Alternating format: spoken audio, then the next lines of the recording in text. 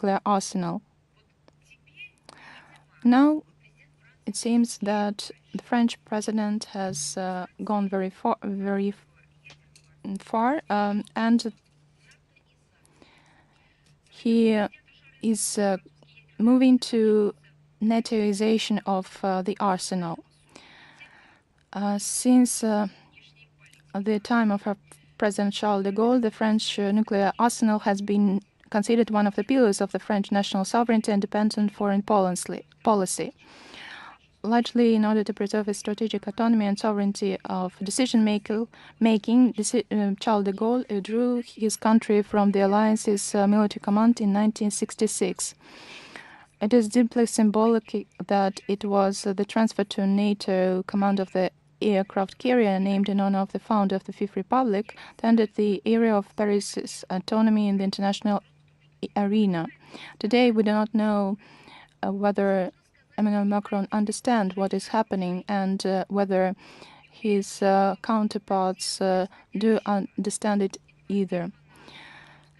We do not know whether the French audience is informed about that, but some experts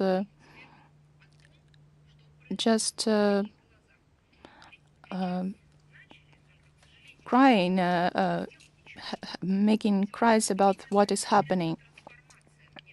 Today we have seen a transformation of the foreign policy of modern France, which is increasingly moving away from the Gaullist tradition and losing its former independence, dissolving in the common approaches of the European Union and NATO.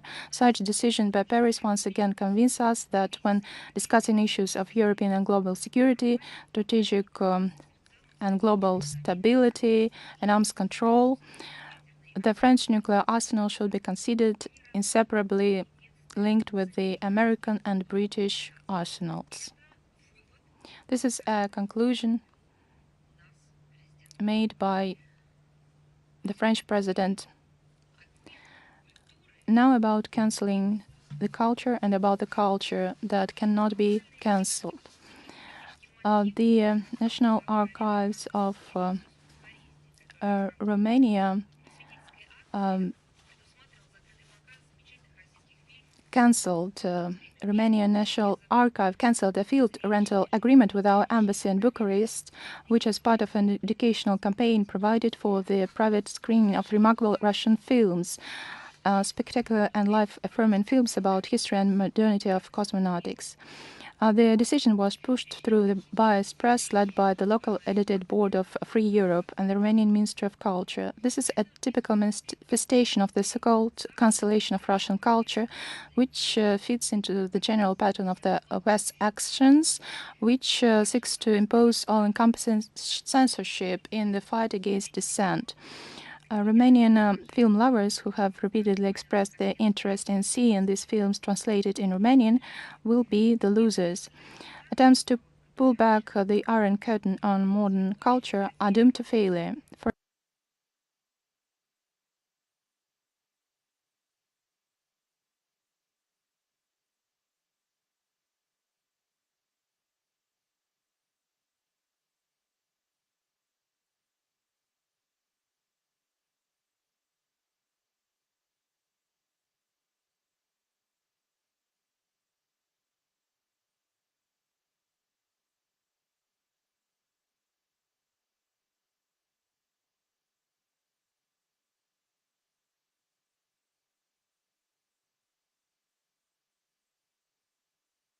On with festivals in Berlin, Cannes, San Sebastian, Venice, and Karlovy Vary. It was first held in 1935 with Sergei Mikhailovich Eisenstein heading the jury. In 2023, the festival was attended by 38,000 spectators, and in the competition and non-competition programs, films from 64 countries were presented. It's known that the United States said and cried out loud that we were cancelled, that we would never be a center of the world culture, and it's ridiculous. More than 230 films will be screened at this year's festival. Authors from China, India, Italy, Romania, Bulgaria, Greece, Spain, Germany, Serbia, USA, and many other countries and have already confirmed their arrival at the festival. The BRICS Festival will be also held as part of this year's Moscow Festival. Its program will include feature-length films from Russia, China, Egypt, India, Iran, South Africa, Saudi Arabia, and Brazil. Russia will be represented by the film Abnormal, directed by Ilya Malanin. We are convinced that the future lies in the free, multilinear, and diverse development of cultures. In the broadest dialogue of the humanitarian communities of the multipolar world that is emerging today. And the BRICS Film Festival is intended to be part of this dialogue. The countries of our association have traditionally demonstrated a high degree of cooperation in these spheres, including cinema, the development of cultural heritage and identity, despite the attempts the collective West to cancel the culture of Russia and other undesirable countries in Asia, Africa, and Latin America.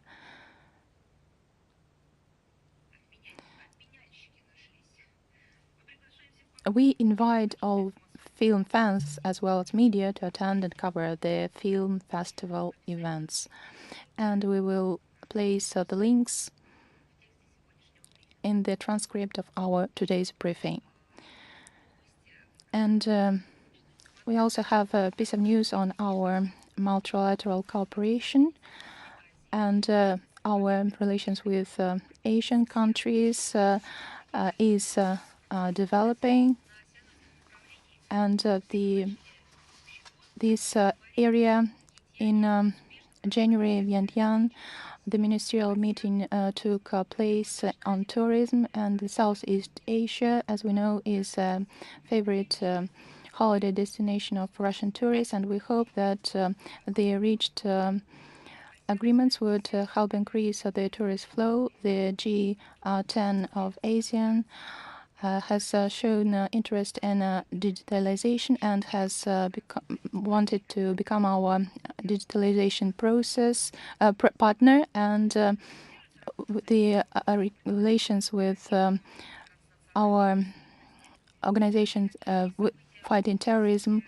The recent events in Crocus City Hall has testified to the necessity to collaboration in this area, and the communique of the foreign ministry of this association also demonstrates this. The working group of ASEAN also dealt with that. And in St. Petersburg, during the meeting of the High Representatives responsible for security issues, will hold a sector related to ASEAN. The recent Jakarta meeting of the relevant mechanisms and the joint committee and management committee have enlarged the areas of our cooperation, so with a focus on such projects as energy, digitalization, and development of smart cities. Humanitarian and others events have been held by the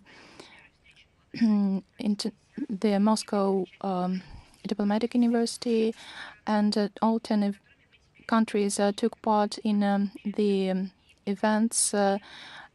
We also have informal contacts with them, and we want this format to be on a permanent basis. We wanted to develop plans for the future, and it on the 25th of 26th of April, the meeting that will be held in St. Petersburg by the vice ministers will be a very important component for preparing for the foreign ministers in Vientiane. And this year, we commemorate our joining to the treaty to the Asian countries, and this anniversary will be celebrated in autumn. On the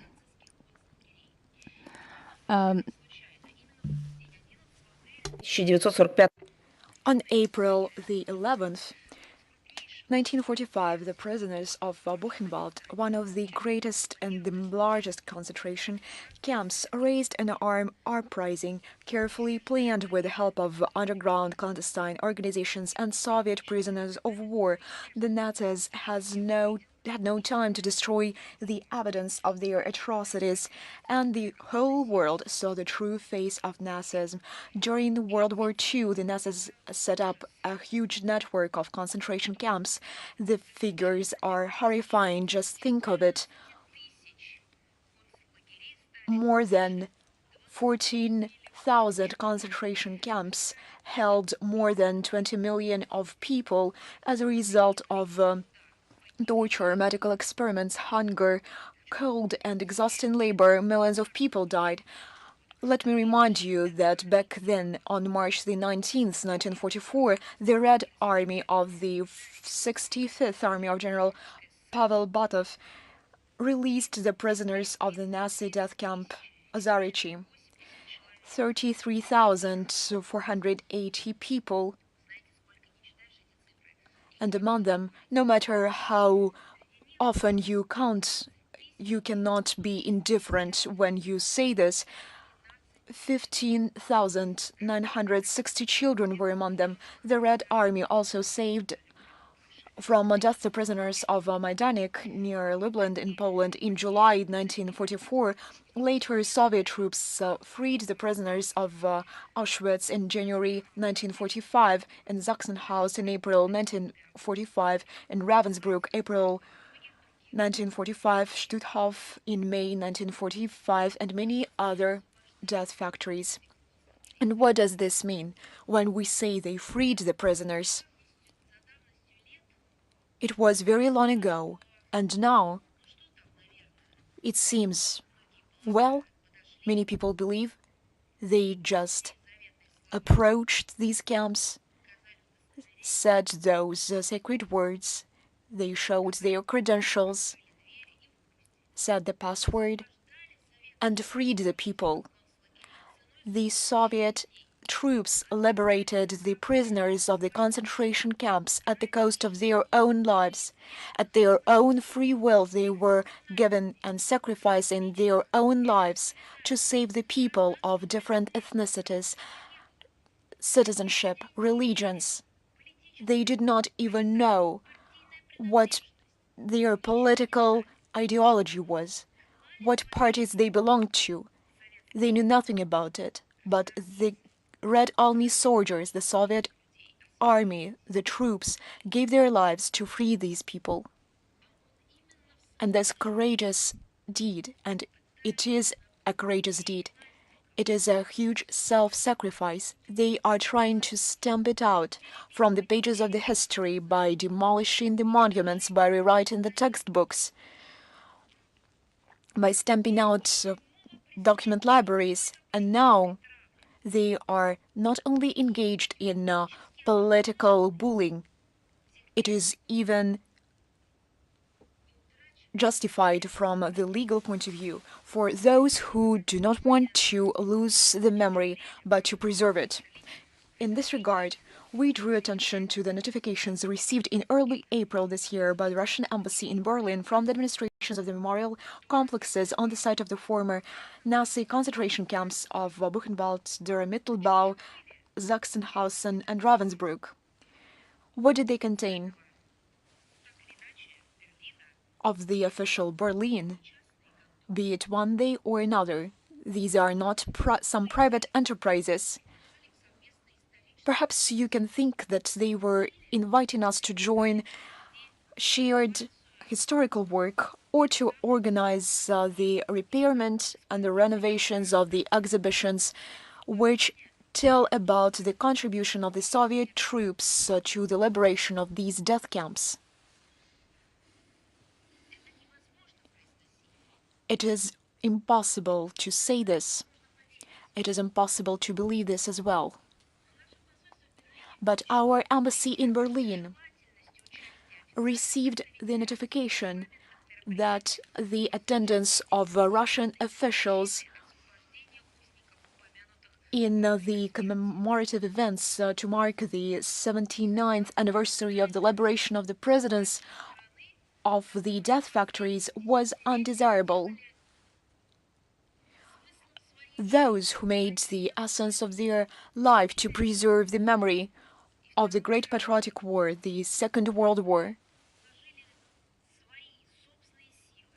who contributed their own efforts, who worked fulfilling their duties together with the implementation and fulfillment of their civil position to save every monument at the territory of Europe, which were demolished in Bulgaria, unfortunately in the Baltic states, in Poland, and in other cities of the so-called enlightened Europe. They are undesirable. These people who organized practical work to preserve the memorials, to preserve the death tombs, they are undesirable. These people who facilitated civilian initiatives, the Immortal Regiment, which is taking place all over the world,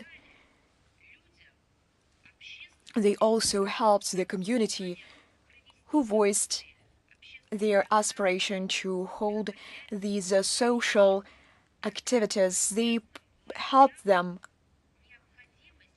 while proving to the local authorities to support and encouraging the local authorities to support these initiatives to preserve the historical memory. We regard this provocative attack as one more step made by the German side aimed at further politicization of the historical memory of the course and outcome of the Second World War. We believe that this is the demolition of the historical truth and the historical memory of World War II from the part of the official Berlin, which supports this attitude and encourages this attitude. This largely explains the fact that the German authorities have not yet responded to the note sent to the German Foreign Ministry by the Russian embassy in March of this year, demanding that Berlin officially recognizes as acts of genocide the crimes committed by the Third Reich on the territory of the USSR. I would like to assure the German side that they won't be able to remain silent. We will continue our persistent work, our persistent efforts to preserve and bring to the general public the historical truth about the crimes of German Nazism.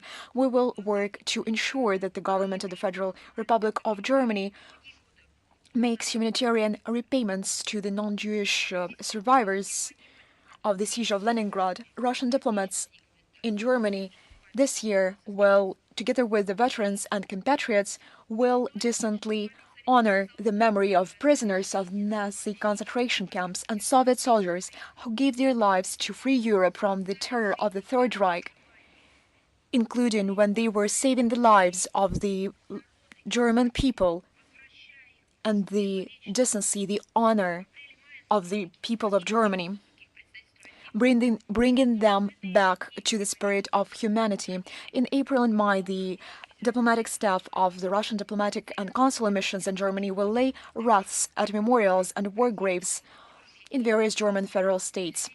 We should especially mention the cultural and humanitarian initiatives organized by Russian volunteers. I should mention now the project organized by Yelena Serpionova, a teacher and candidate of sciences.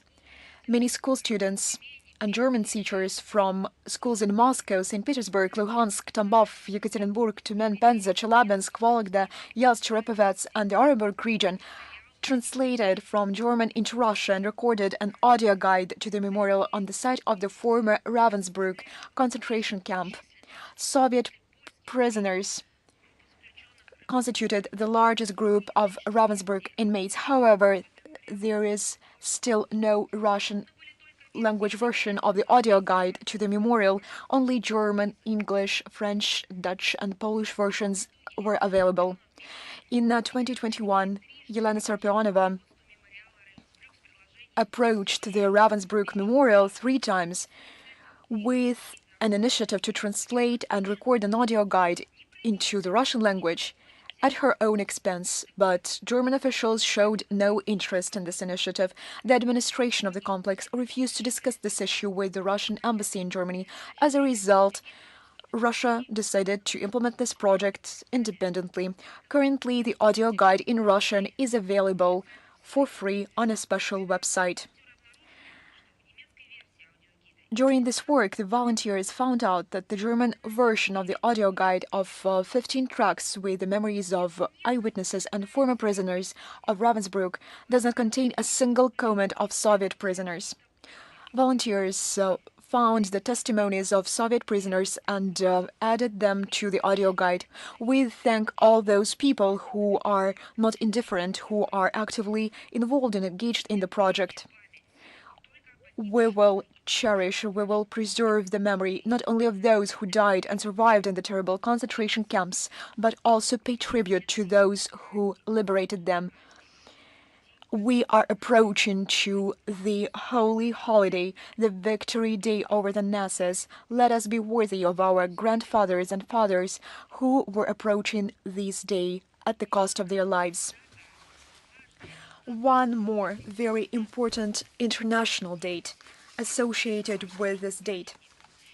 On April the 18th, we mark the International Day of Memorials and Historical Sites, which was established in 1982 by the International Assembly and the Council on Monuments and Sites, ICOMOS, and approved by the General Conference of UNESCO. Memorials are the cultural patterns of behavior of a nation. They support the continuity, the historical memory, implemented in the monumental art. It forms the identity of a people. It outlines the roadmap of the community. It influences the way they see their future.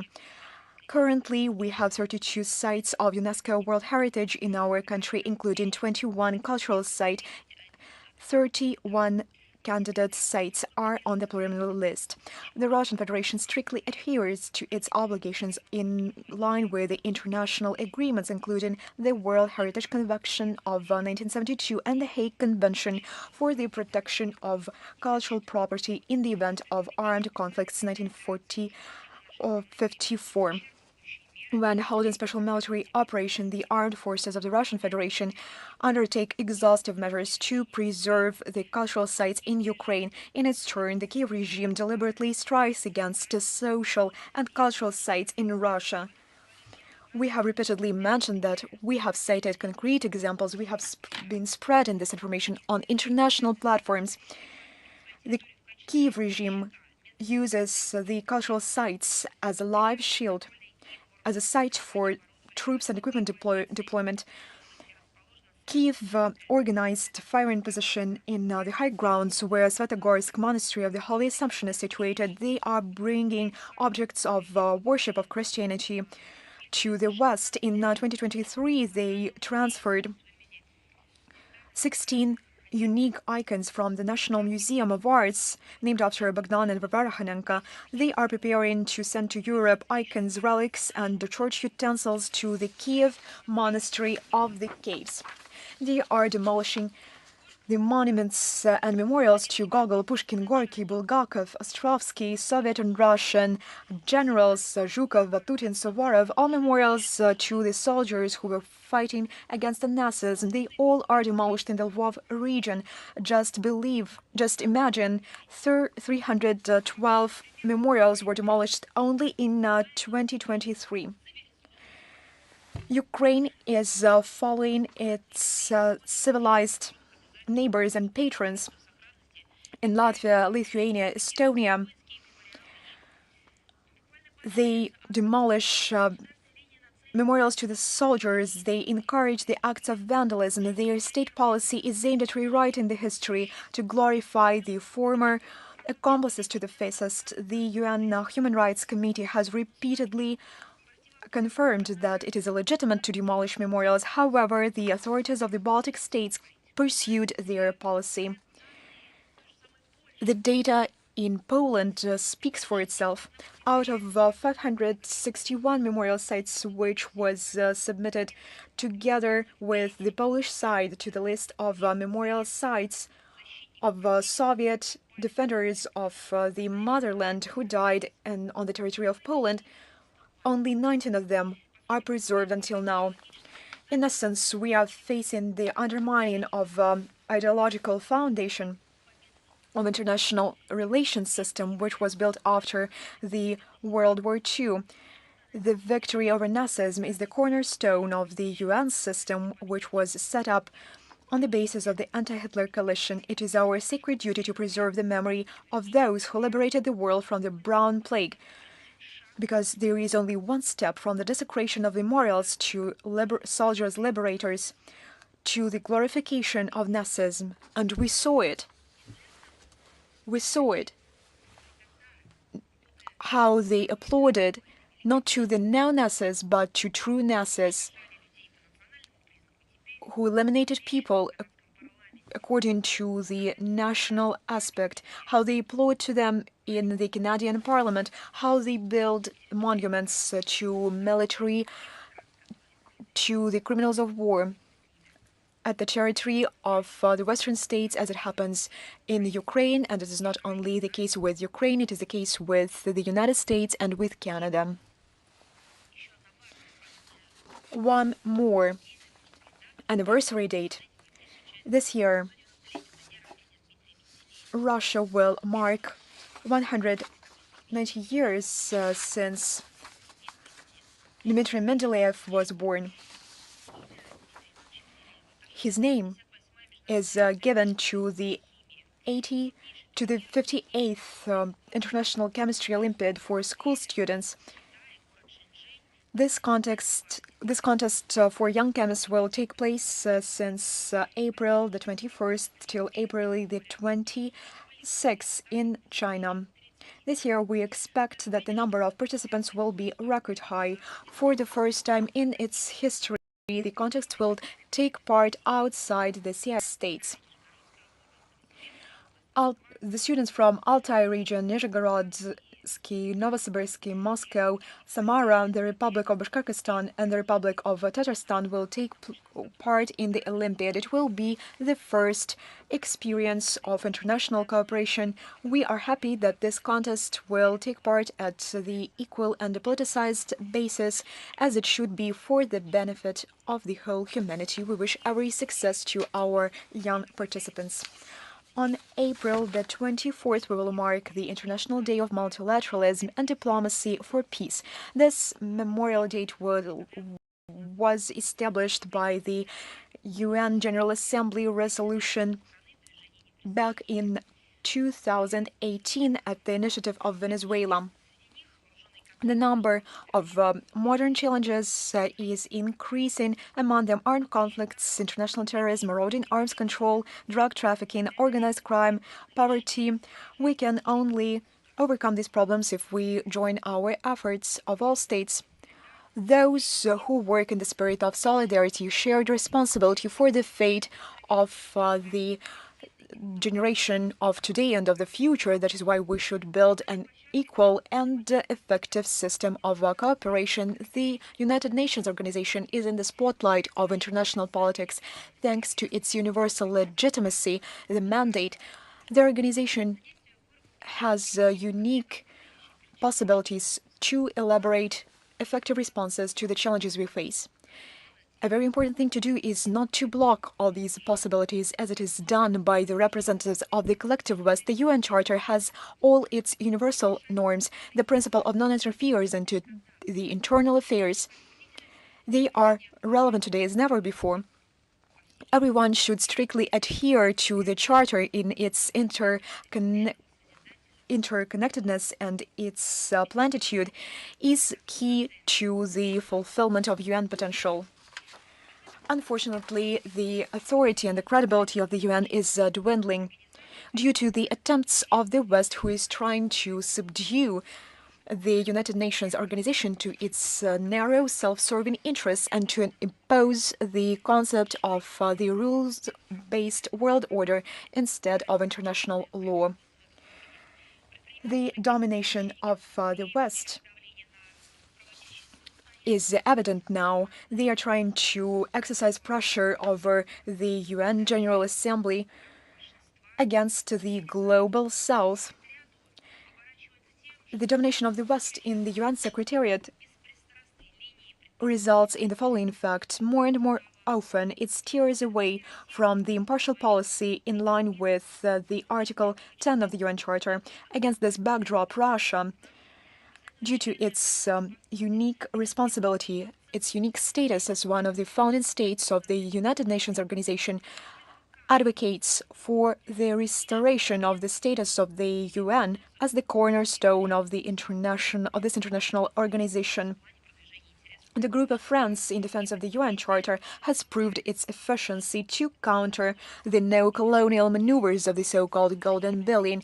We give a special role to the non-alignment movement, which brings together 120 states of the global south.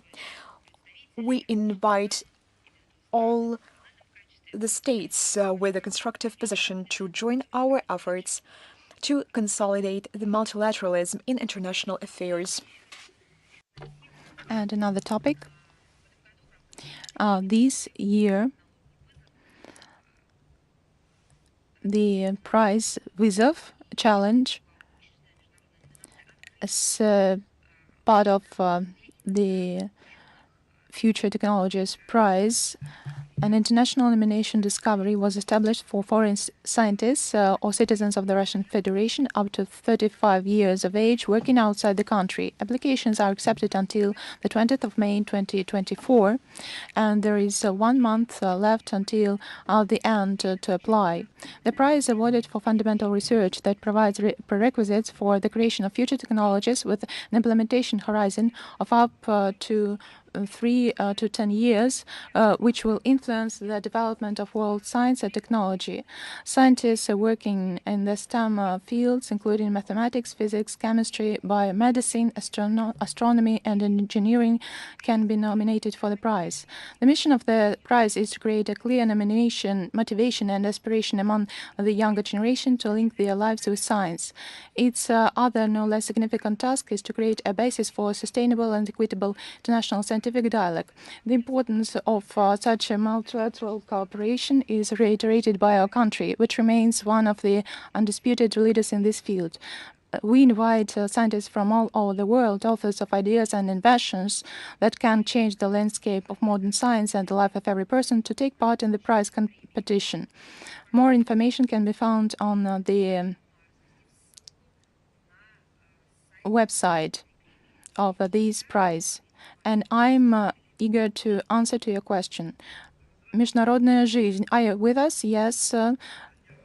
French President Emmanuel Macron proposed to introduce an Olympic truce for the duration of the Olympic Games in Paris. How does the Russian Foreign Ministry assess this initiative? Is this not a ploy to give respite to the Ukrainian armed forces that are being defeated on the battlefield?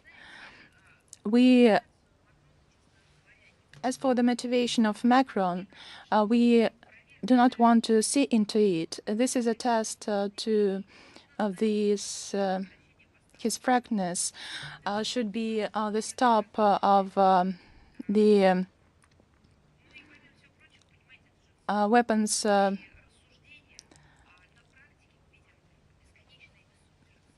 shipments. And in practice, we see different discrepancies in NATO and the European Union that are aimed at aggressive rhetoric, at incitement of the Kyiv regime and its aspirations to commit other crimes and silencing of the crimes committed by the regime.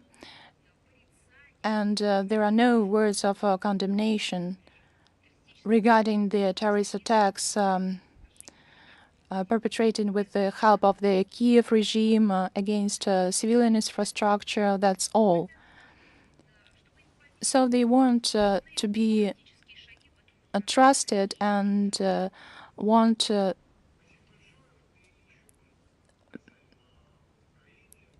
and another issue regarding Ukraine.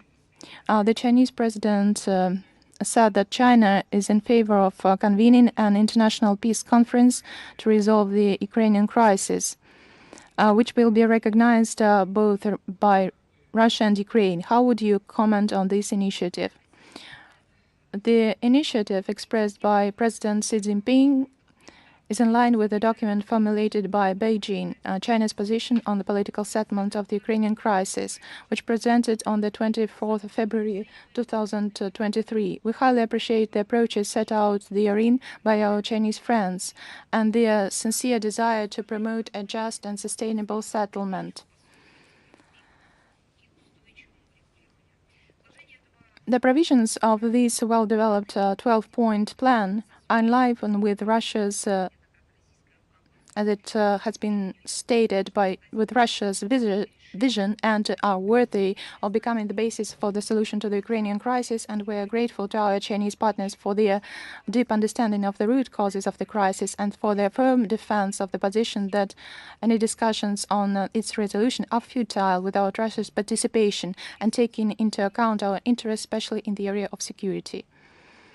Thank you. Another question, if you allow me.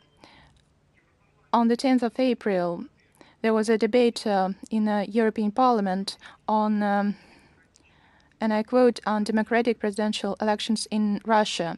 How would you comment on this debate?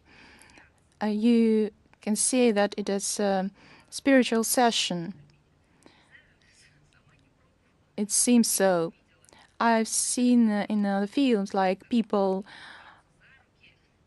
holding hands around a table, and they want to appeal to the spirits of the dead.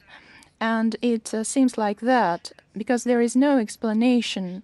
It has become so ridiculous, and it would be more ridiculous if they didn't have anything to deal with in practice.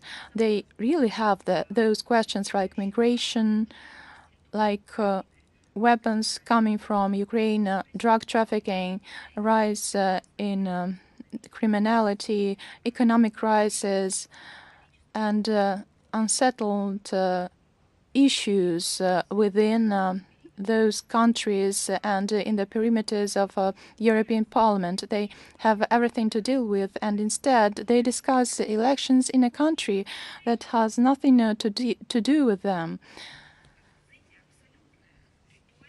This is a ritualized, content-free event.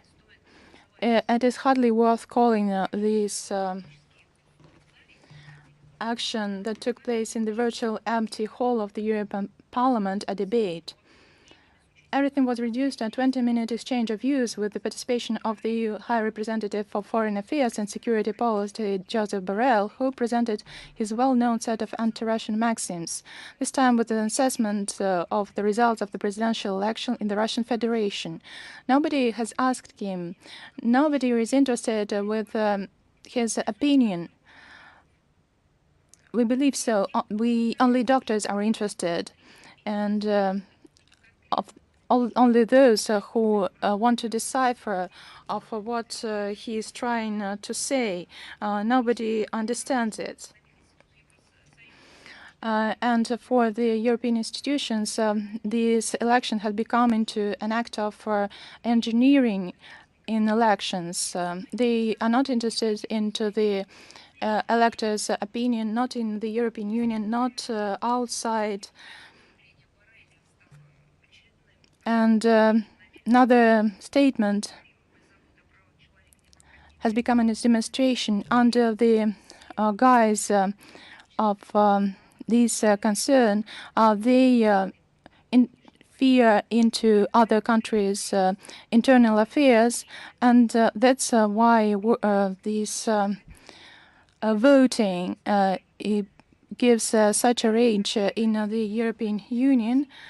And they spent so much efforts in supporting the opposition and in provoking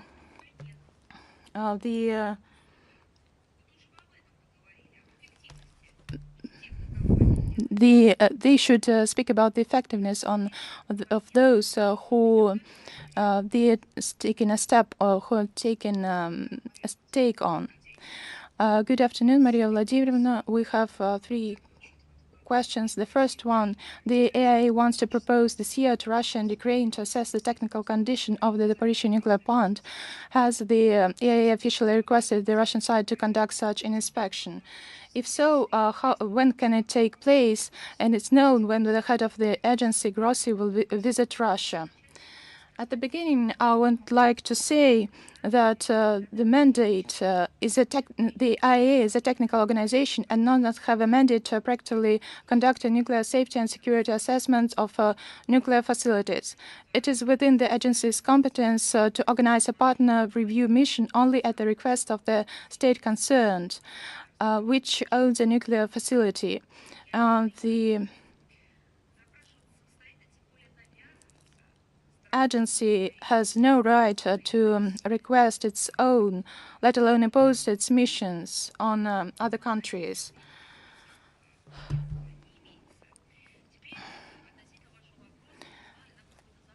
As for the request, Russia has not received any request by the IAEA Secretariat. We have seen only the statement regarding this in the public area. As for the Russian nuclear facility, what Ukraine has to do with it, we do not know. As for the next visit to Russia by IAEA Director General Grossi, we do not rule out that could take place at the end of May. And the second question. The Japanese Foreign Ministry published annual Blue Book on Diplomacy report, which once again uses language about Russia's illegal occupation of the southern Kurils, and once again expresses concern about increased Chinese-Russian military cooperation. How could you comment on that? You say annually, and once again, I don't want to waste time reading multi-page documents with old-fashioned wordings, because every year the Foreign Minister of Japan publishes multi-page documents with old-fashioned wordings, and do not want to reread this. I would like once to remind official Tokyo that the Southern Kurils are an integral part of the territory of the Russian Federation on legitimate international grounds as a result of the Second World War. They were enshrined, above all, in the Charter of the United Nations. Russian sovereignty over these islands is not only indisputable, it is in principle not the subject of any discussion. No report can change this reality. No book, blue books can change this reality. As for the passages expressing concern about the strengthening of cooperation between Russia and China, we advise Tokyo not to worry. If they want to speak about cooperation between some sides, it would be legitimate and appropriate for Tokyo to assess its own cooperation with other countries. If Japan could speak about its cooperation with Beijing, we would understand that. If Tokyo shared information that could be used by its economic operators that destroyed the ties with the Russian Federation, it would be useful to speak about, and this information could be of interest to the Japanese people. But why Tokyo is interested on the relations between Russia and the other side, it's not the topic that should interest Tokyo. Military cooperation between Moscow and Beijing is an important component of the Russian-Chinese comprehensive partnership and strategic cooperation. It contributes to ensuring the security of our countries and maintaining stability in key regions of the planet, while not targeting third parties. The close ties between the armed forces of the two countries are based on deep mutual trust, the special nature and unprecedented high level of interstate relations, which in terms of their effectiveness surpass the military-political alliance of the Cold War era. The cooperation between the parties is carried out in strict compliance with international law, is absolutely transparent, and is not of a bloc or confrontational nature. now I'd like to ask official Tokyo whether Japan can speak about something similar. Moscow and Beijing have a similar assessment of the processes of transformation of the global geopolitical landscape, share the same or similar positions on fundamental world problems, and are equally committed to the principle of indivisibility of security. Against the backdrop of stalled global governance mechanisms and laws of U.S. dominance in world affairs, Russia and China are working together to create fairer multipolar world order based on the principles of equality of sovereign states and open and mutually beneficial cooperation. At the same time, I would like to point out that we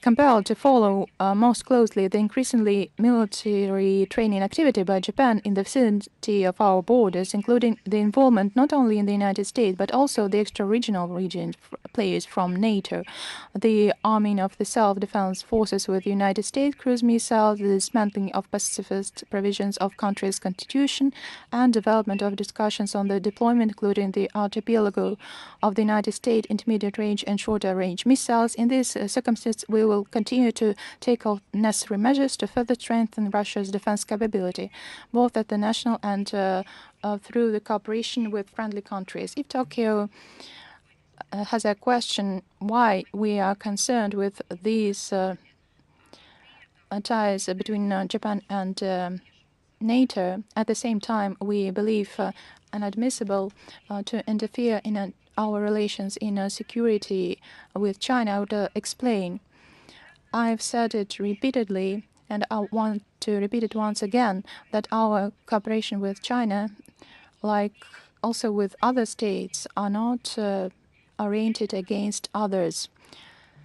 We are strengthening cooperation, security, and we implement tasks of mutual interest, not the political, neither at the level of public rhetoric and practical measures.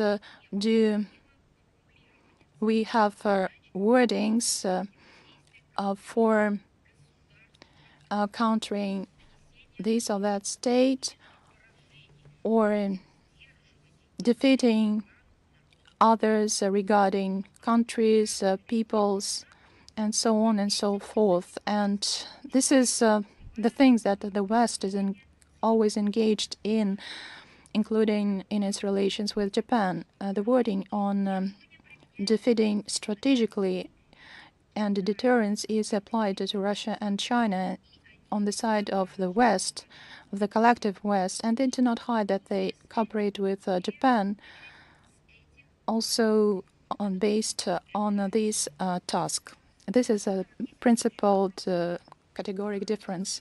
And we have a third question. How do you assess the outcome of the recent state visit of Japanese Prime Minister Kishida to the United States? We have paid attention to this visit. It was nothing new about this meeting, but there were anti-Russian outbursts voiced by Prime Minister Kishida that seemed to be largely aimed at the domestic audience. According to media polls, the Prime Minister ratings have already fallen below 20%. There is almost nowhere else to go. Apparently, the Japanese administration is looking for options to solve the pressing domestic problems in the most banal way, to go to overseas patrons in the hope of scoring points for itself on anti-Russian and anti-Chinese rhetoric.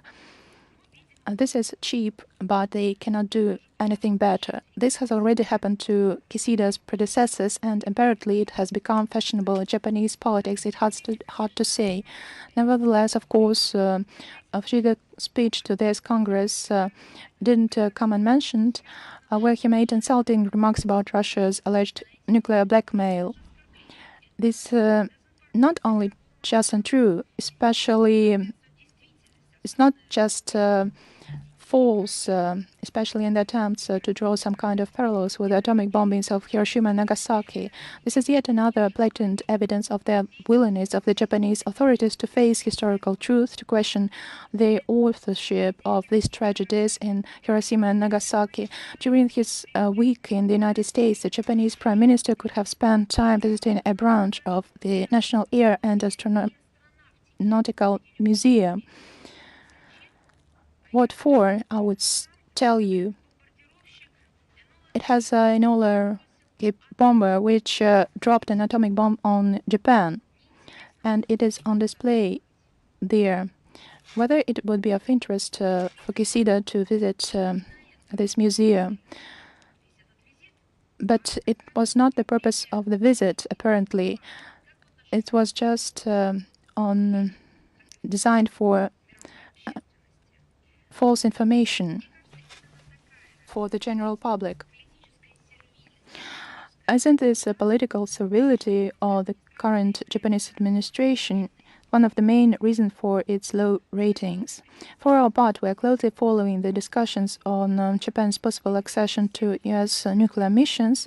This attitude of official Tokyo, which seems to have forgotten not only its pacifist postulate but also its anti-nuclear principles, is undoubtedly capable of moving the world in the Asia-Pacific region close to an extremely dangerous line. Thank you, Russia Today. Are you with us? Russia Today is always with you. Thank you very much.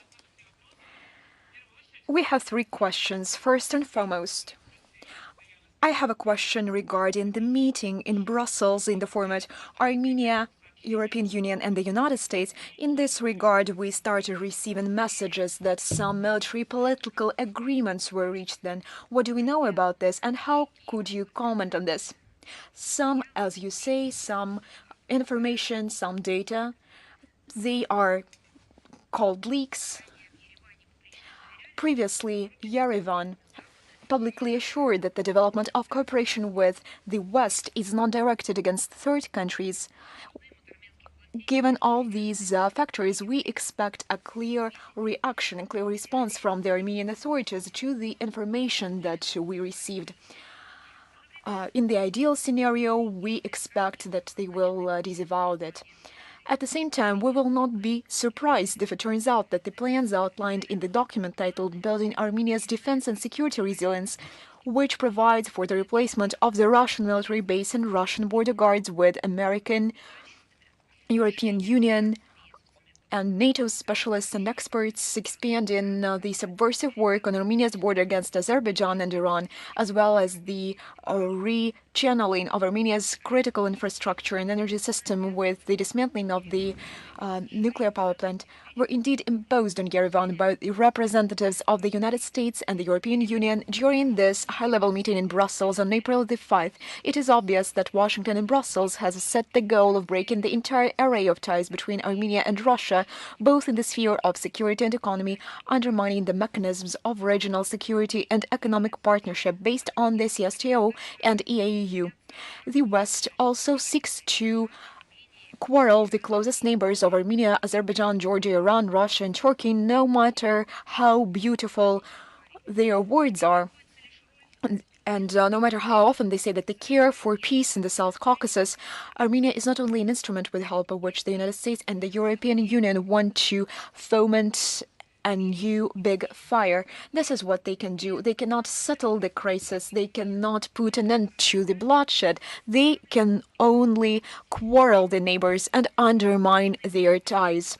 It is naive to believe that the above-mentioned Western measures will somehow strengthen the defense capability of Armenia, will increase its border security and ensure its economic prosperity.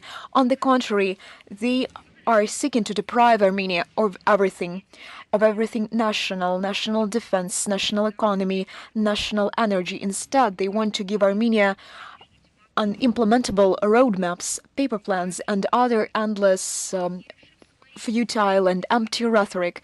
And after having played around with this, when they resolve, when they achieve their self-serving goals, as they have done it many times with other countries in different parts of the world. Unfortunately, we have already gone through all of this, including in the post-Soviet space. When they are done with Armenia, they will abandon it. By the way, if we speak about energy in the same Eastern Europe, including Lithuania, the West also insisted on abandoning the Russian peaceful atom under the slogan of struggle for ecology. They were intimidating with the help of the nuclear catastrophe, and people were buying this. Some were supporting the future of ecology, some of them were only believing the Americans, and now the Lithuanians are buying the energy 3 times more expensive. Time has proved that Russian peaceful atom technologies are the most advanced and reliable in the world. We are ready to continue providing them to Armenia. Do you have any other questions? We have a question about Moldova. The census began on April the 9th. From the very first days, we were hearing calls for citizens to identify themselves as Romanians. They were openly heard. It is horrifying. This is a story at the level of some medieval tales. Many medieval tales were later rewritten because they were malevolent, they were not good and kind tales, but they were merely horrific. This is a horrific medieval tale. Let me cite some facts. It is an artificial Romanization of Moldova, which is literally being carried out online, along with Russophobia. And this artificial Romanization has become one of the foundations of the policy of the Republic authorities, almost all representatives of which have Romanian citizenship. The most infamous manifestations are the widely practiced appointments of people from Bucharest to state institutions, the renaming of the Moldovan language into Romanian language. Now there is a new suggestion to become Romanians. Moldovan experts openly state that the main purpose of the current census is to show that Romanians, not Moldovans, live in Moldova. The results of the previous census in 2014, according to which more than 75% of respondents called themselves Moldovans and only 7 of them identified themselves as Romanians, do not satisfy the representatives of the current authorities at all. In order to change this ratio, various propaganda means are employed: thematic spots, leaflets, video messages. Here is one of the slogans which astonished me most of all. I'm Romanian, I speak Romanian, let's fix the statistics. What is it? What does this mean? We are living in the 21st century. This is the European future of Moldova, which has been defined in this way. I have only one analogy. I have only the analogy with the 1930s in Europe. In the very same way, they were persuading people to abandon their national identity, their national culture. It resembles the recent statement of the Romanian Prime Minister Tochka-U. He said that in the Republic of Moldova, we have only Romanians. The supporters of Romanization openly urge Moldovan citizens to get out of this swamp of identity. Just imagine people who identify themselves as Moldovans, they are being told, the proponents of this forceful Romanization, they tell them that they are in the swamp of their own identity, into which they say they were dragged by force. I do not know. It is just impossible to watch all of this and to comment on this, but we have to do this just because we understand what catastrophic consequences could be, because the history has already seen such examples. This all causes the rejection among Moldovan citizens who firmly hold on to their roots and remember the history of the country, including the period of the Romanian occupation. We have recently spoken about the troubles it caused for Moldovans in the context of the 106th anniversary of the annexation of Bessarabia to Romania. This was poverty, shootings, and mass shootings of population. It is impossible to forget all these events. I won't be surprised if, as a result of what is going on in Romania now, as a protest or an attempt to save themselves, to save their lives, the citizens of Moldova will qualify what is going on as the genocide of the Moldovan people. Do you have any other questions?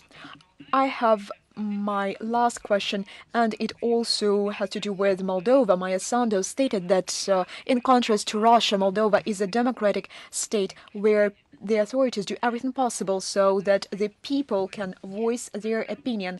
Let's add some statistics to this. Since 2022, due to the actions taken by Maya Sandu, 12 Russian language TV channels and more than 60 internet resources have been suspended.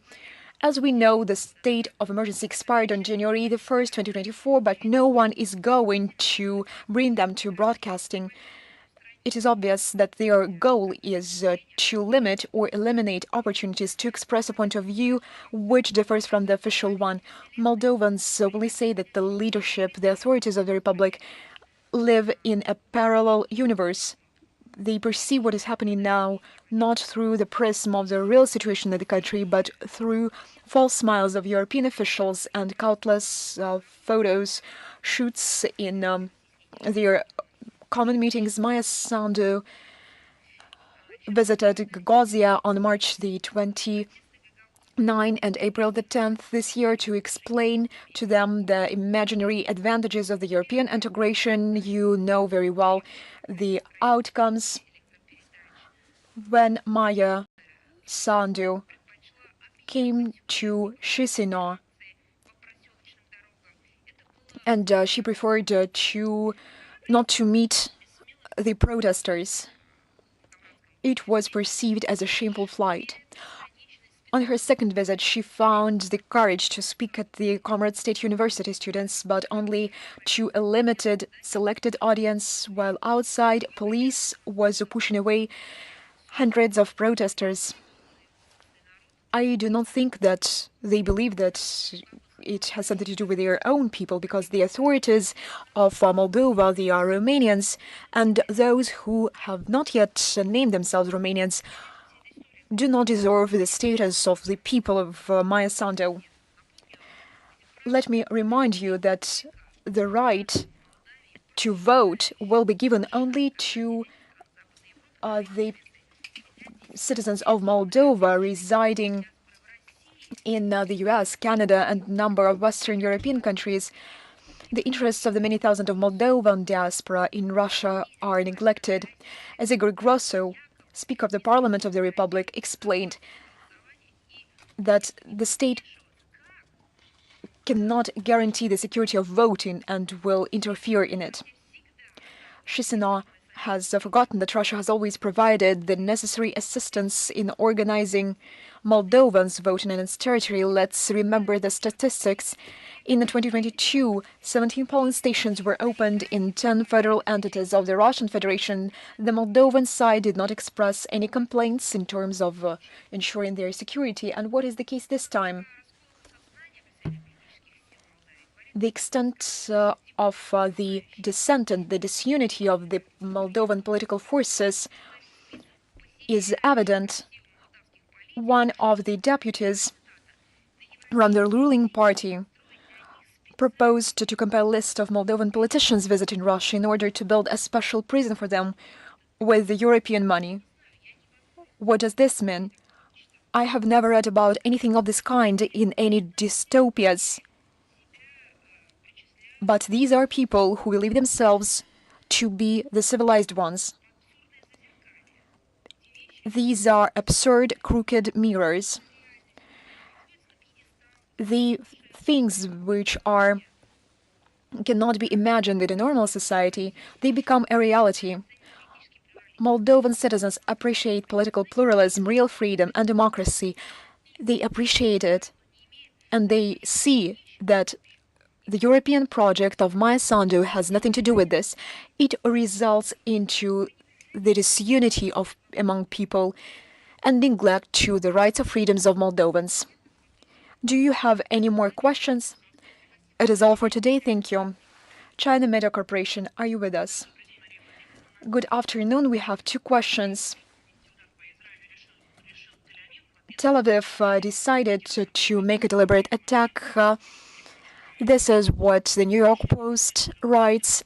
This decision came after the telephone conversation with Lloyd Austin. The colleague asked not to have further escalation of the conflict. It was a new spiraling of the conflict. He called upon to preserve the composed spirit in order to prevent further escalation. How can you comment on this? What is the point of view of the Russian Federation? As you know, the Russian Foreign Ministry provided its assessments in the statement of April the 14th. They were also presented during the UN Security Council session. I would like to say, and I would like to reiterate, that we are united with Beijing. We have a similar position that we should be composed. We should exercise restraint in this situation. We call upon all the parties to refrain from all possible actions which could result into irreparable consequences up to a large-scale war.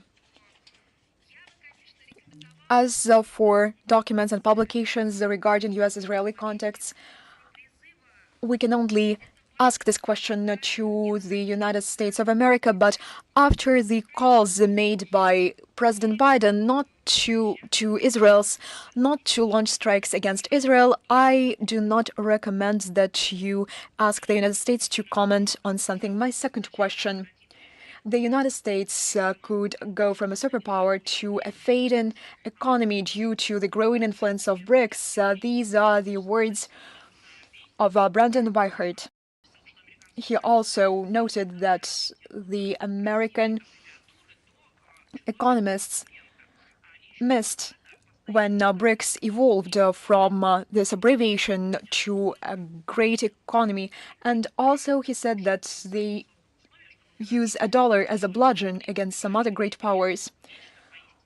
Washington has itself created the conditions in order to turn the small BRICS association into something truly monstrous in the long term. How do you assess these words?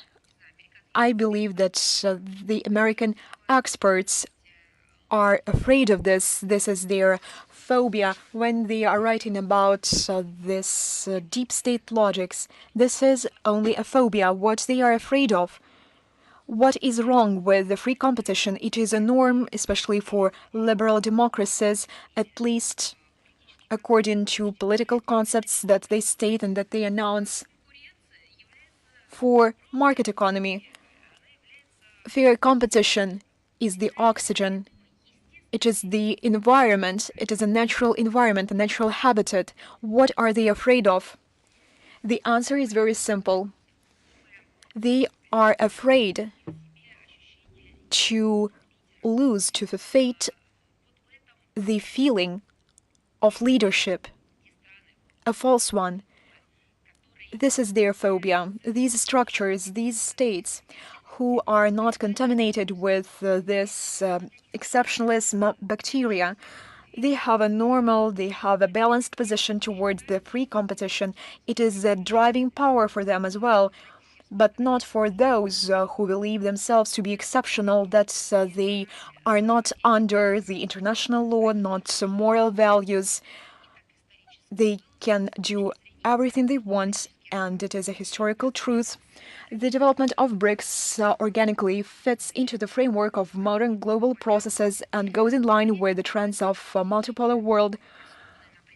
The interaction within BRICS is based on the principles of mutual respect, equality, openness, and consensus, fully meets the aspirations of the countries of the global majority, the representatives of the global South and East see it as a symbol of multilateralism and a platform where their voices can be heard.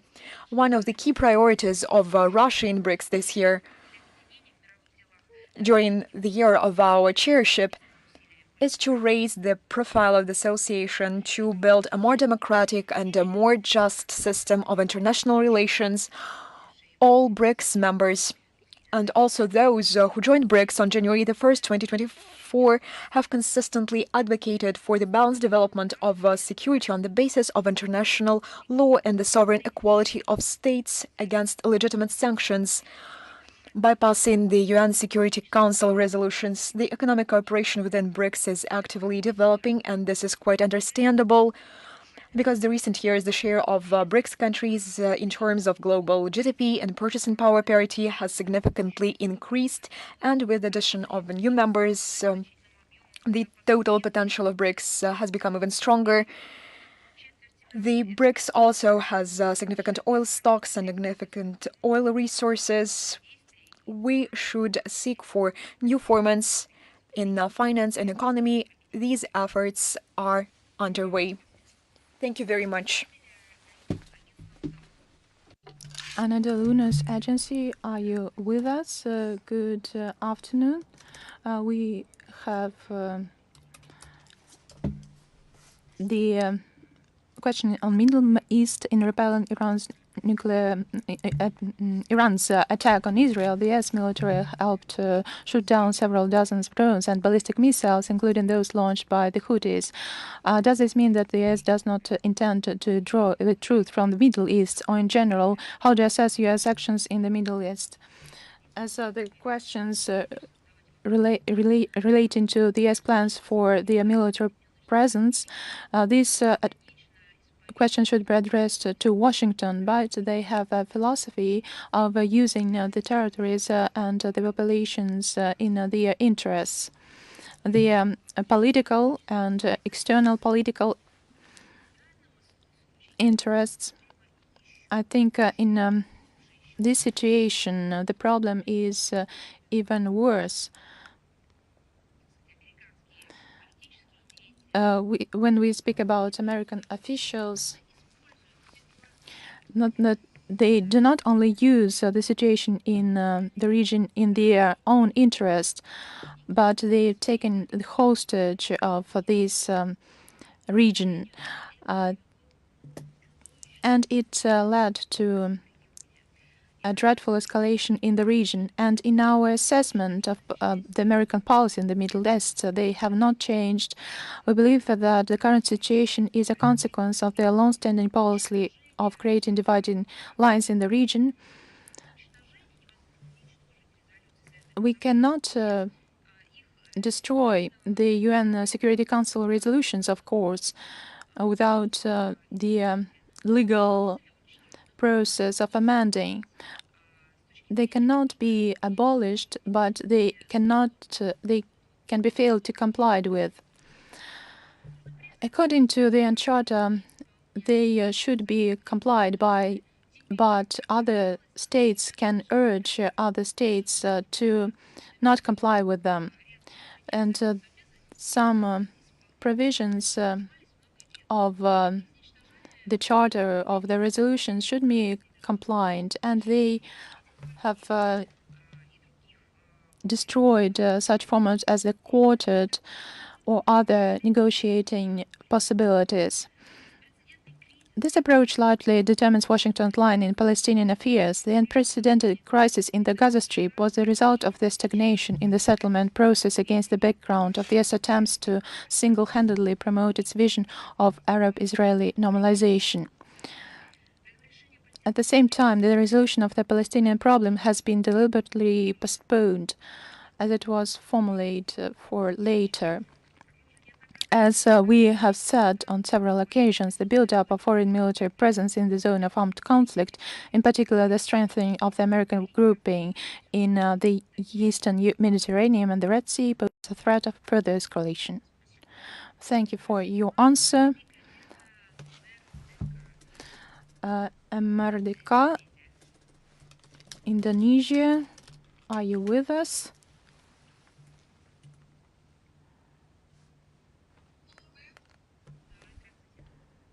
Yes, my name is Laras Dia from Rakyat Project. I just want to know the latest update about the attack of Moscow a few weeks ago. Is there any new information from this situation?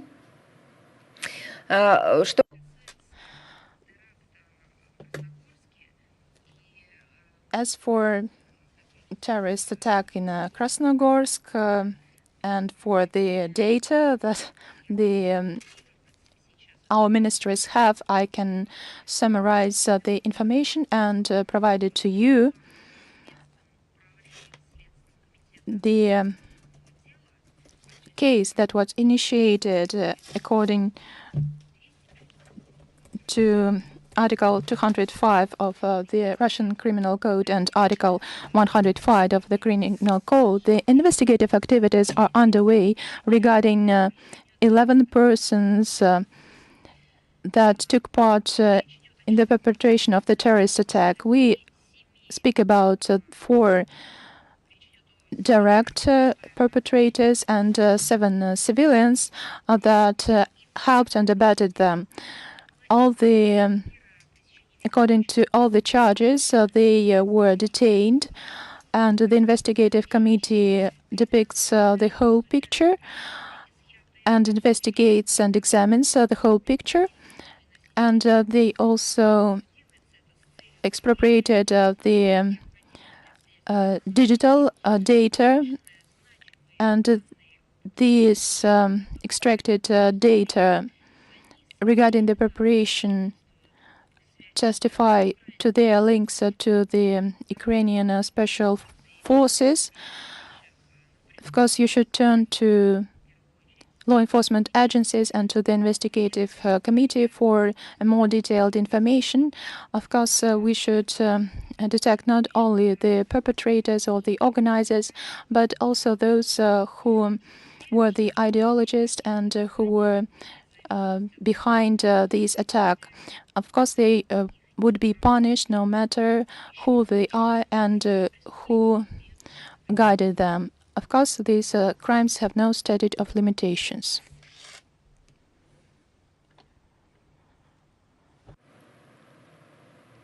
Есть ли у вас еще вопрос? Do you have any other questions?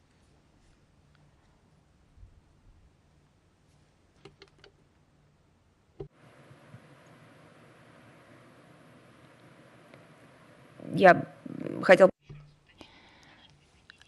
Do our Indonesian colleagues, do you have any other questions? Okay, thank you, ma'am. Спасибо вам.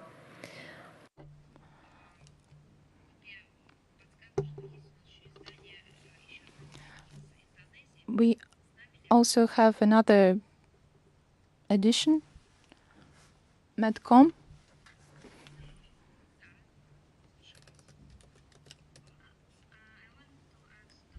If you don't mind. Конечно. First, last weekend, Iran has launched a retaliatory attack on Israel. If Israel and its allies retaliate against Iran, will Russia help Tehran? And Давайте на первый вопрос я отвечу. Вы знаете, все-таки дипломатия...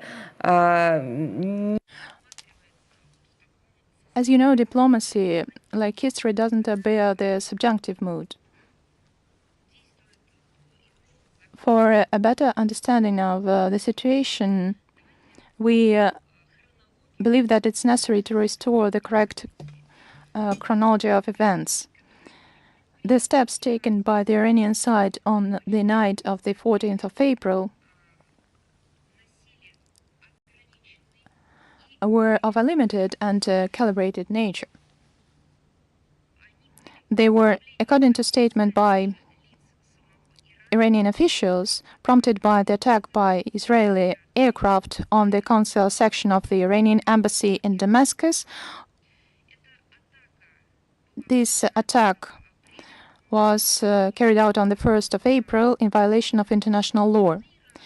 Iran has publicly stated that the military operation, which was a reaction to Israel's hostile actions, is over and will not be resumed unless the Israelis engage in a new provocation. Tehran, like all states in the region, is not interested, and it has been repeatedly stated by its officials in fuel intentions. Therefore, it would be wrong and ultimately not untimely to speak now some kind of response. It is important to keep the situation from descending into uncontrolled escalation, which threatens the most serious consequences for the entire Middle East. We are doing everything we can to that end, prevent it from further degradation. In the intensive contexts that are taking place at various levels these days, Russia calls on all parties involved to exercise prudence and restraint. We very much hope that our appeals will have result. And the most important thing that I would like to pay attention to, that Iran explaining its response measures to Israel's attack against consular post, said that it could have evaded this if the UN Security Council had strictly condemned these illegal actions aimed at directly hitting diplomatic premises. And as it didn't see the response of the UN Security Council that aims at guarantee international security for all peoples, and it was compelled to undertake a retaliatory strike. At the same time, Iran was counting on international legal institutions that could have helped in those circumstances. So why did the UN Security Council fail to cope? Because its work was blocked by the United States. That was the only reason.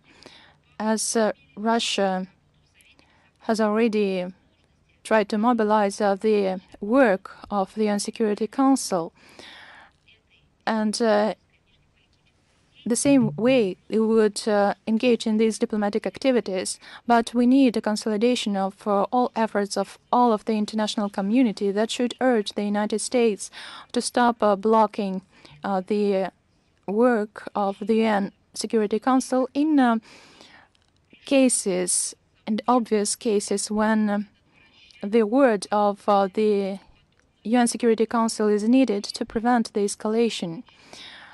It has the mandate and all the instrument for this. Question. Конечно. Yeah.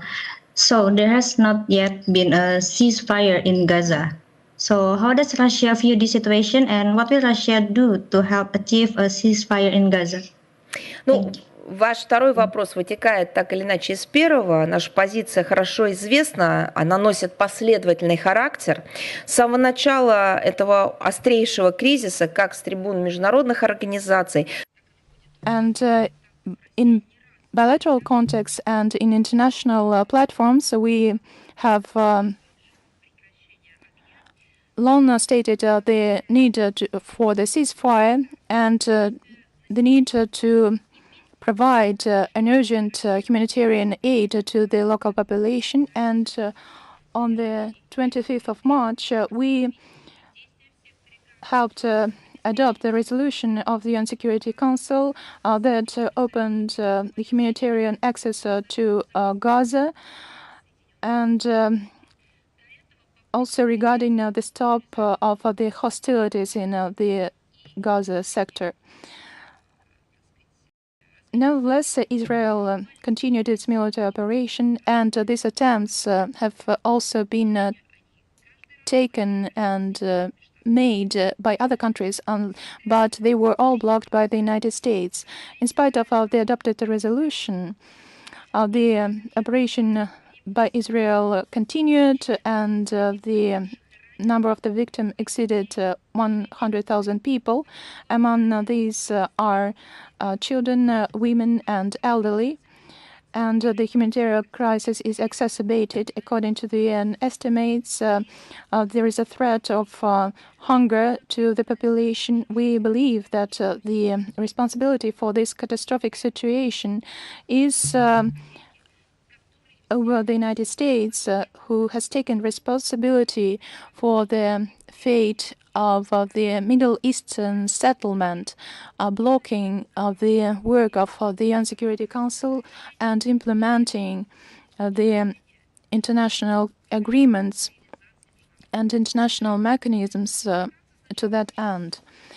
Americans blocked the projects of the draft resolutions of the UN Security Councils aimed at the ceasefire, including the document prepared by the Russian states, and facing the undesirable attitude of the international community, they abstained from voting on the 25th of March and started to underestimate the decision. And they said that allegedly this decision was not legally binding. These statements were largely criticized because they contravened the UN Charter. We also paid attention to such irresponsible behavior by the Americans that provided for the conditions for further sufferings of the Gaza population, and together with our partners we will make efforts to stop hostilities as soon as possible and to render humanitarian assistance to the Gaza population.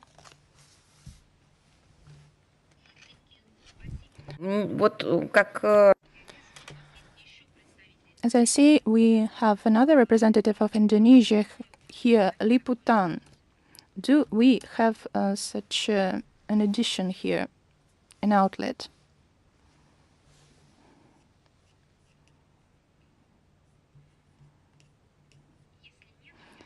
If not, then Известия. Yes, good afternoon. Yes, the first question regarding Moldova. We're interested, what is Russian attitude towards the referendum announced by Moldovan President Sandu on the country's accession to the European Union? Organizing a referendum on an issue is an internal affair of the state, in this case, Moldova. However, we cannot but be concerned that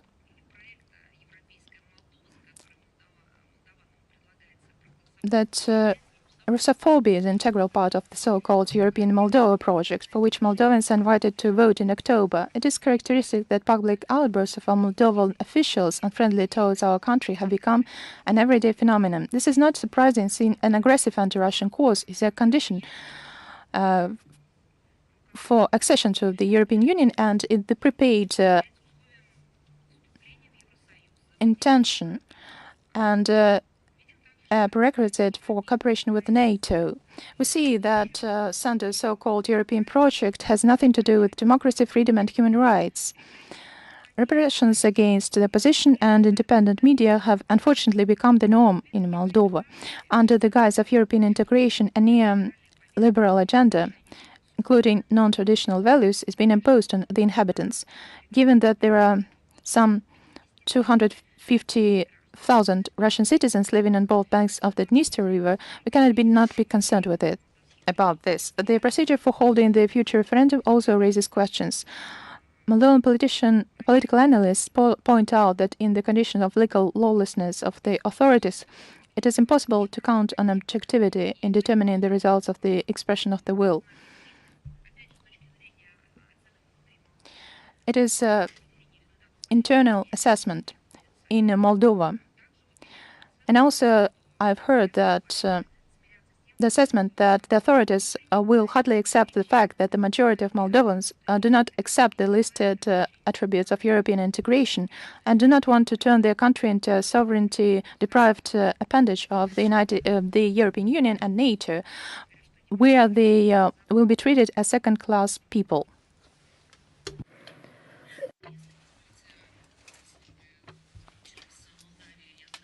If it is all for Moldova, I have the second question. It has to do with Uzbekistan.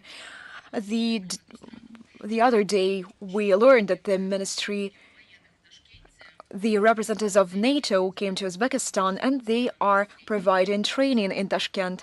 What do you think of cooperation of Central Asian states with NATO? For us, the North Atlantic Bloc is a structure which brings nothing but destruction and aggression, which unleashed by all its member states, as they said, a policy, a campaign to strategically defeat Russia. We call it a hybrid war. The subject is not quite important here, in line with the common NATO policy, whether they do it as a bloc or as individual member states. I believe that this has no importance, it has no significance in this context.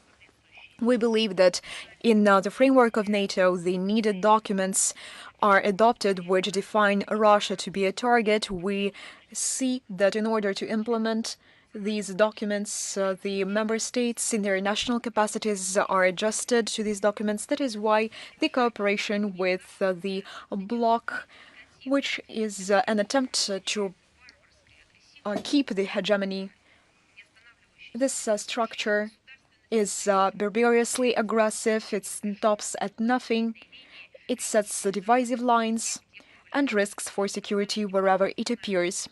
Our partners in Central Asia know this firsthand. Everyone is well aware of how the alliance's multi-year misadventure in neighboring Afghanistan ended. The bloc's so-called assistance programs are aimed at expanding its geopolitical influence, not at actually strengthening the defense sector of its partners. No one should bear illusions about the true goals of the alliance. We can say with certainty that the obsessive desire of the United States and its NATO allies to develop cooperation, especially in matters of defense and security, has nothing to do with the interests of sovereign states friendly to Russia. Newsroom portal, are you with us? Good afternoon, Madam Zakharova, Newsroom portal. We had 3 questions to you, but our colleagues asked the first one. My question is, recently London suggested that they start negotiations with Yerevan on sending British illegal immigrants from Britain to Armenia. If so, how will this affect the reputation of our CIS and CSTO ally? After all, Armenia has been offered the same scheme, the same pattern as the countries of Africa. This is what the British media says. And what is your point of view in this regard? I agree with you that this bears very much resembles with the so-called Rwanda's schemes. But in this case, I believe that Yerevan should comment itself. My colleague from the Armenian Foreign Ministry said that there had been no meaningful negotiations between the parties in this regard, or perhaps maybe there had been unmeaningful ones, and then we would comment on it. But I agree with you, this is a classical scheme employed by the British. It is quite surprising that they offered the scheme to Armenia. We understand that for London, the immigration scheme is the immigration issue is very acute. That is why they are ready to pay for these attempts in the colonial spirit, but it should not be Armenia. they say that they want to ensure security for the state. Does Armenia really need this now? I believe that first and foremost, Armenia, Yerevan should comment in this issue. And my second question. On April the 9th, the Minister of Armenia, Nikol Pashinyan, held telephone negotiations with Chancellor Scholz. He said that Armenia was ready to come to an agreement of Armenia-Azerbaijani settlement according to the principles negotiated in The Hague and Brussels. Pashinyan said that it was unacceptable to distort these principles, but he did not mention the agreements reached in Moscow, in Sochi, as to the very same settlement. How our foreign ministry could comment on the fact that Armenia neglects the agreements reached by a Russian sponsorship. It is a sovereign state, after all. It is a sovereign state which undertakes measures as an independent state, as a fair and an open intermediary. Anything that could be done in its capacity, Russia has done it. Afterwards, the West interfered with their self-serving interests and a desire to adjust their interests to the current situation. Now Armenia should comment on it. Why they choose every time, what results in conflicts, in destabilization. You should ask these questions to Armenian authorities, not to Russian. Thank you very much for your answers. The Moscow Post, are you with us? We have 3 questions today. Are there any concrete details as to opening consulates general in Aktau and Samarkand, which was announced for the end of 2023? Where can our compatriots wait for their opening on February the 13th? This year, the government of the Russian Federation issued an order on opening of the Russian consulate in Samarkand. At present, the relevant departments of the Ministry of Foreign Affairs are carrying out relevant personnel, organizational, and other preliminary and follow-up activities. In Aktau, we are working actively with our Kazakh colleagues to conclude a bilateral agreement on the establishment of the Russian Consulate General and the legal basis for the implementation of this project. My second question: what does the Russian Foreign Ministry think about the risks for Russian compatriots in the Iran-Israeli conflict zone? Have any Russian citizens been injured? Are there any agreements with the conflicting parties so that they do not endanger our compatriots? There were no messages about injured Russian citizens, so we draw attention to Tehran's signals of being disinterested in further escalation in the region. We call on all the parties involved to exercise prudence and restraint in order to avoid a negative scenario. We hope that everyone understands the degree of risk of new provocative actions which could pose a threat to peace and security in the Middle East, and we ask the citizens of the Russian Federation to carefully follow the reports and recommendations published on the news feeds of the Ministry of Foreign Affairs. My last question. On April the 15th, Reuters reported that Russia and Ukraine held negotiations with Turkey on a security agreement in the Black Sea. Allegedly, agreements were reached, but at last moment, Ukraine allegedly withdrew from the agreement. Can you comment on this? Was there a fact of such negotiations? We regularly discuss the issue. This dialogue is never suspended in the context of the situation around Ukraine, of course. Baku TV channel, are you with us? Good afternoon. We have 2 questions. My first question: we learned about the withdrawal of a peacekeeping contingent from the Karabakh Economic Region. The Ministry of Foreign Affairs is in charge of these commentaries. Thank you. My second question: Armenia At the suggestion of the Armenian side, various international organizations are raising the question of the return of those who, at their own free will, left the Karabakh in September 2023. I would like to remind that Azerbaijan has developed a mechanism of return for those who are willing to do so. At the same time, the fate of about 250,000 Azerbaijanis expelled from Armenia is hardly mentioned. Armenian authorities are not working this issue through. Does Moscow have any plans to contribute somehow to this process?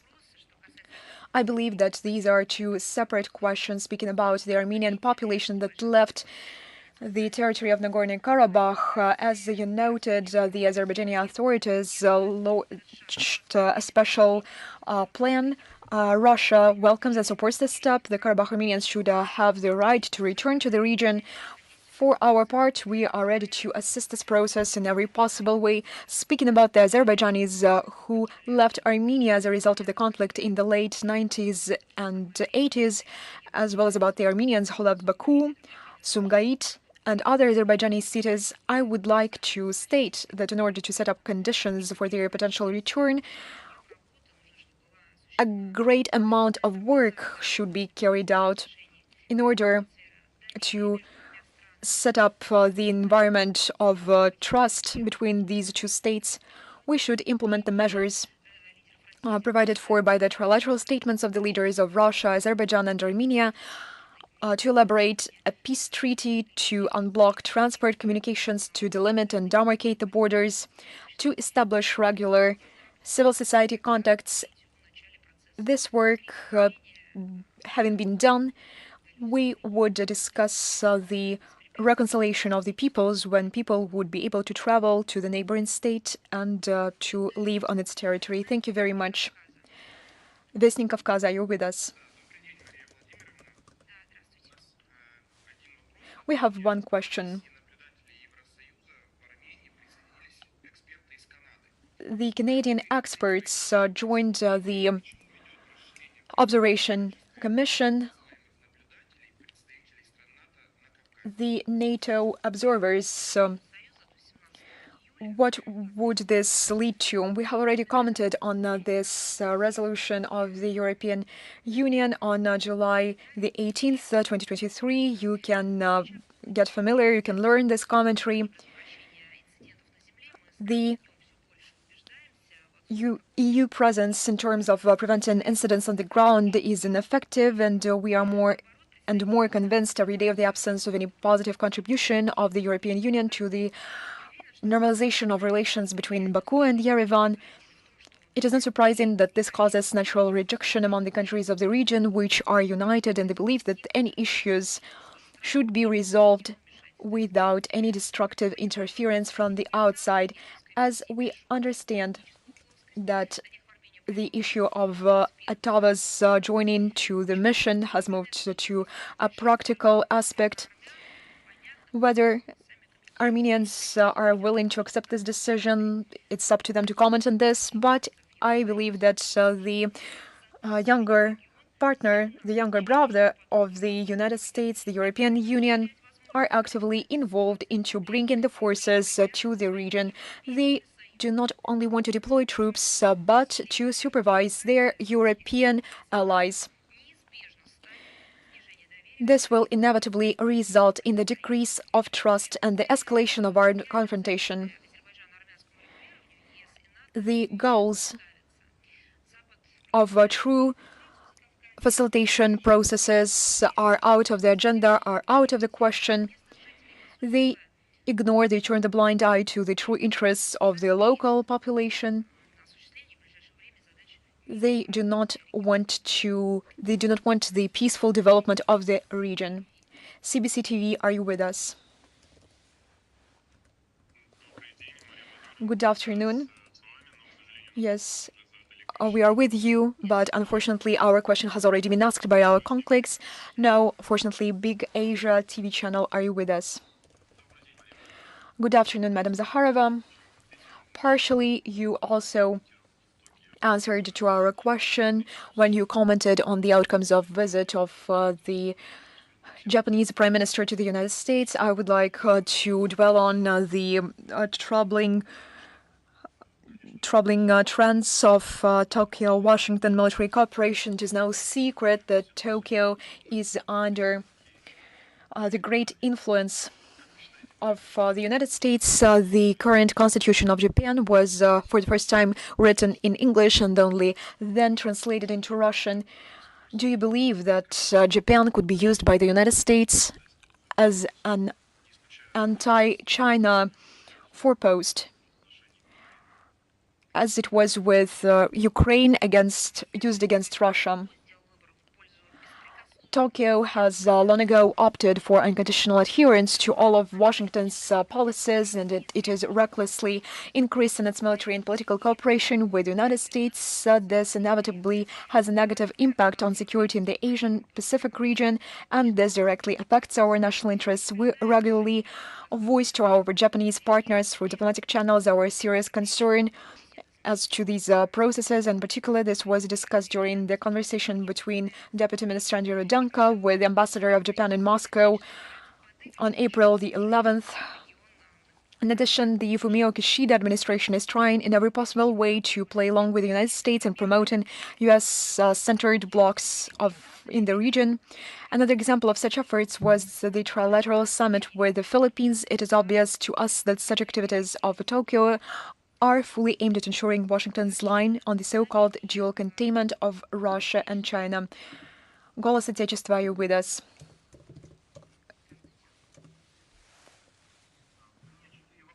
I have 4 questions. My first question is, it has to do with the planning of work of the Ministry of Foreign Affairs of the Russian Federation. As we know, it is based on the foreign policy concept approved by the President of the Russian Federation on March the 31st, 2023. How binding is this concept in practical work? If the provisions of the concept diverge from the documents of specialized international institutions, what will be the priority for the work of the Russian Ministry of Foreign Affairs? Of course, it is a legally binding process. It is the system of our views, of our ideas. It contains the basic principles, the key priorities and main objectives in our foreign policy. It is developed in line with the federal law and strategic planning of the Russian Federation of June the 28th, 2014, and is based on state policy in the field of strategic planning in the Russian Federation, approved by the Presidential Decree 633 of 2021. The concept is approved by the decree of the President of the Russian Federation in accordance with Article 90 of the Constitution of the Russian Federation, and they are binding on the entire territory of the Russian Federation. We are parties to conventions under which we have obligations under international law, and we fulfill them. There are many documents of international organizations that cannot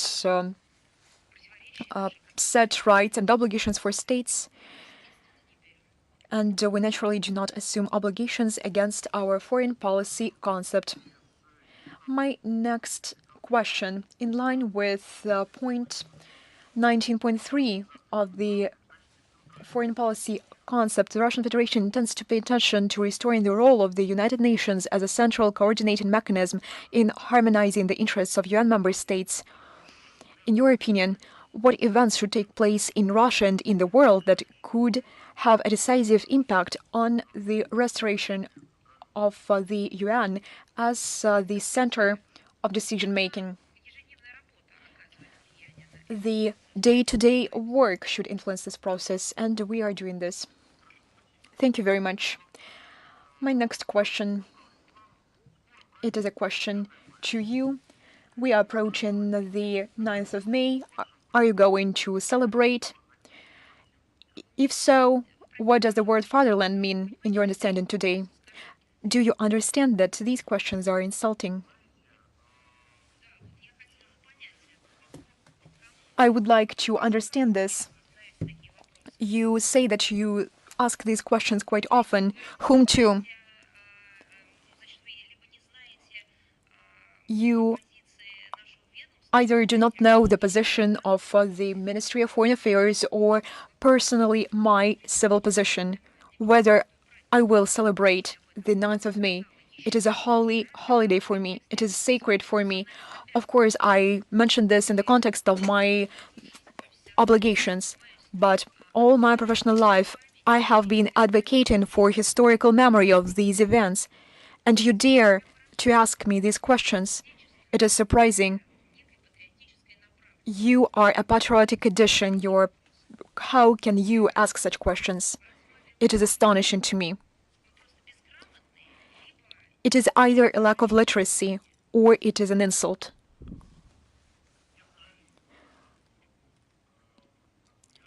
I regret that the question provoked such a response because this is a very important question, because a part of our fatherland is occupied by the NATO troops. Then ask these questions to those whom you suspect. You should regret not my response, but the question, the manner you ask it. My last question. The statement of the Ministry of Finance of the United States, he said that there could be a response from Russia to the use of sovereign assets, and they are assessing the risk associated with the use of these assets. What is our response? In case if the assets are seized, Russia will be guided by the principle of a mutual response. As you know, we have a considerable amount of Western funds, and the Russian jurisdiction is spread over these assets. We are not going to unfold these actions, but the actions will be decisive ones. No one, in case of attempts to use the assets of the Russian Federation in order to fund the Kyiv regime, any persons who are going to buy these financial tools will be the first candidates to come under sanctions with possible threats for their possible international activities. A Russian vector of strategic planning is with us. Good day. We have 4 questions.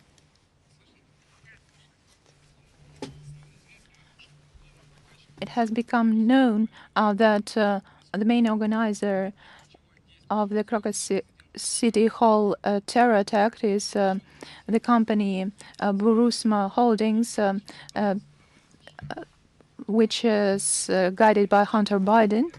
What are the assessment of Russia regarding this terror attack? Maybe we should comply with the demands of the protesters who want to return the nuclear deterrence. Maybe this is the aim that is behind the construction of the bunker by Biden.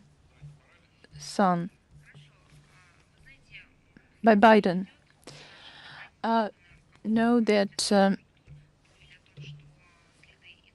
the investigation is underway, and the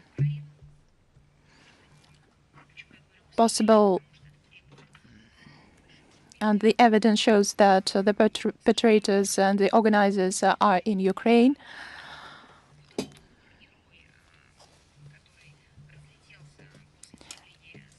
And the statements that the crime was almost investigated,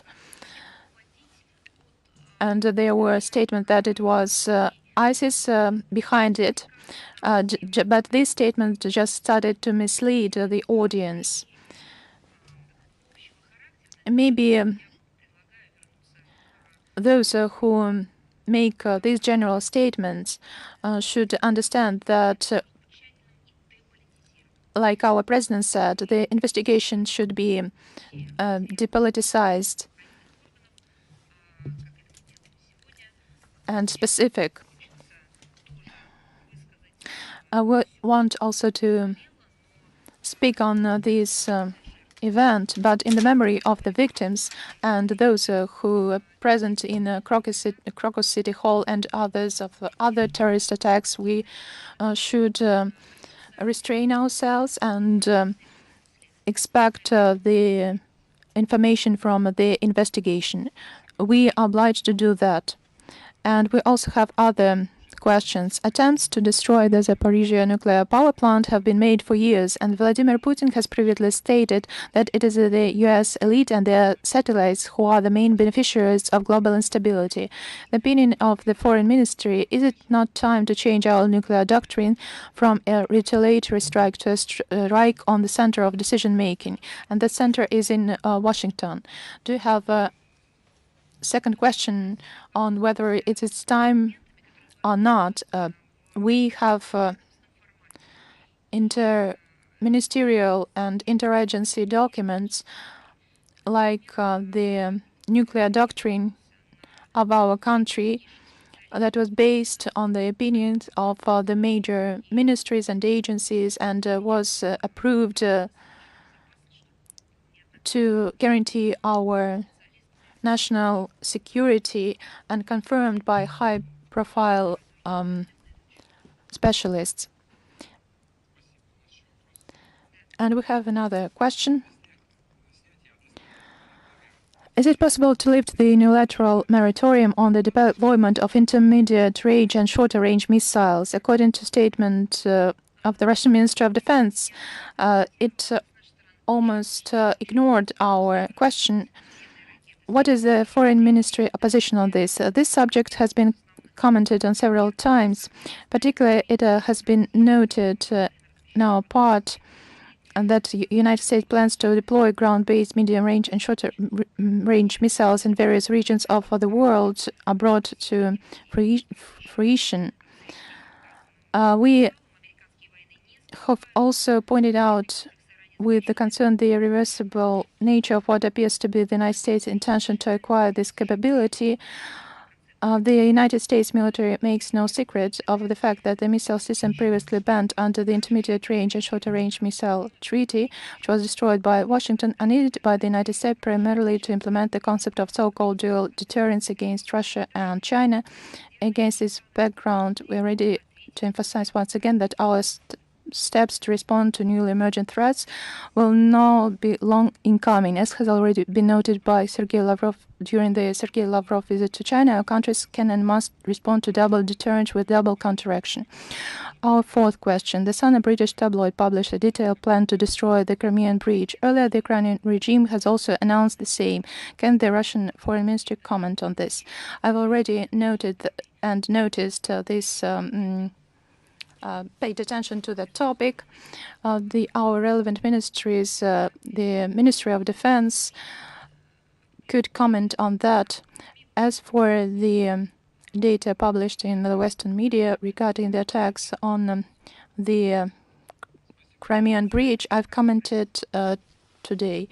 France Press, are you with us? Yes, we are with you.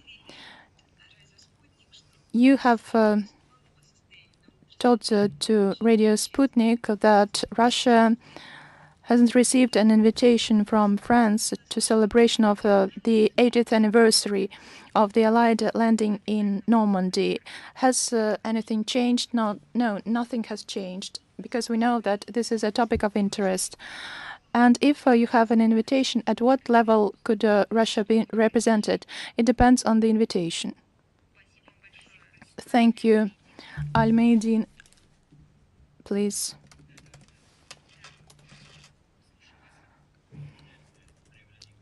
Good afternoon, Maria Vladimirovna.